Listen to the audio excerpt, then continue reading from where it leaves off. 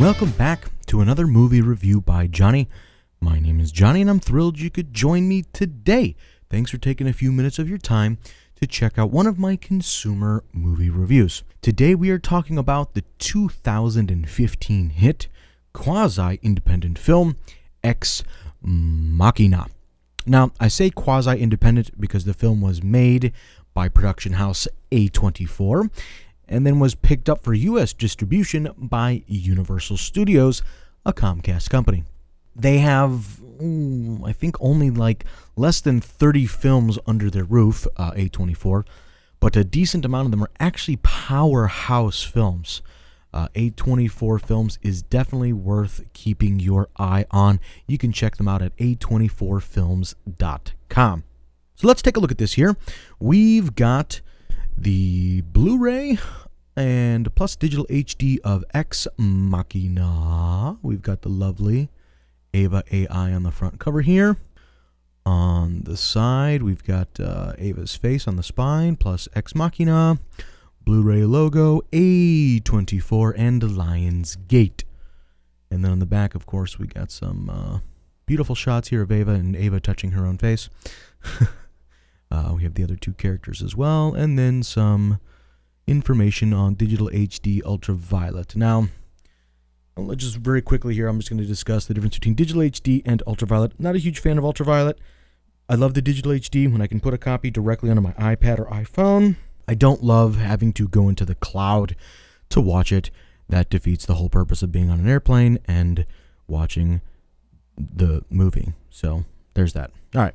The film stars Alicia Vikander as Ava, the AI, Domhnall Gleeson as Caleb Smith, and Oscar Isaac as Nathan Bateman. So let's take a quick look here. We'll take off the slipcover, and then we have the case itself. Pretty simple, pretty standard.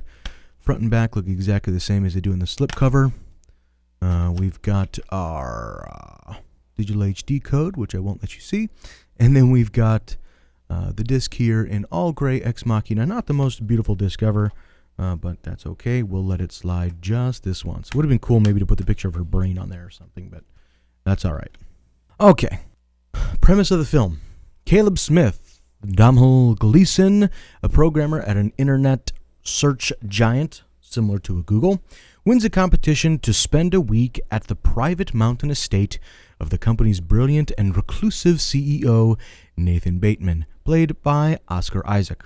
Upon his arrival, Caleb learns that Nathan has chosen him to be the human component in a human-to-AI test, with him evaluating the capabilities and ultimately the consciousness of Nathan's latest and greatest experiment in AI. The experiment is Ava, Alicia Vikander, a breathtaking AI whose emotional intelligence proves more sophisticated and more deceptive than the two men could have imagined. The film is rated R for graphic nudity, language, sexual references, and some violence. The genre would be drama, mystery, suspense, science fiction, and fantasy. The film is directed by Alex Garland and written by Alex Garland. That's a red flag we'll talk about in a few minutes. The film arrived in theaters April 24th of 2015, and then arrived on digital video disc on July 14th, 2015. The runtime is a lovely 1 hour and 48 minutes. Internet Movie Database gives this a 7.7 out of 10 stars, and Rotten Tomatoes gives it a certified fresh rating of 92%. Wow. This was a very, very cool movie that you should absolutely check out. But I could kind of instantly tell that the film was directed by its writer. I didn't notice at the beginning, I don't even know if it showed it at the beginning, that the writer and the director were the same, which I don't love that. I mean, now I don't know, I don't work at A24, but normally that kind of decision is made purely off of a bean counter decision. They want to save money, so they can pay Alex one fee to write the film and then spring on him the lovely idea that, hey, would you also like to direct it?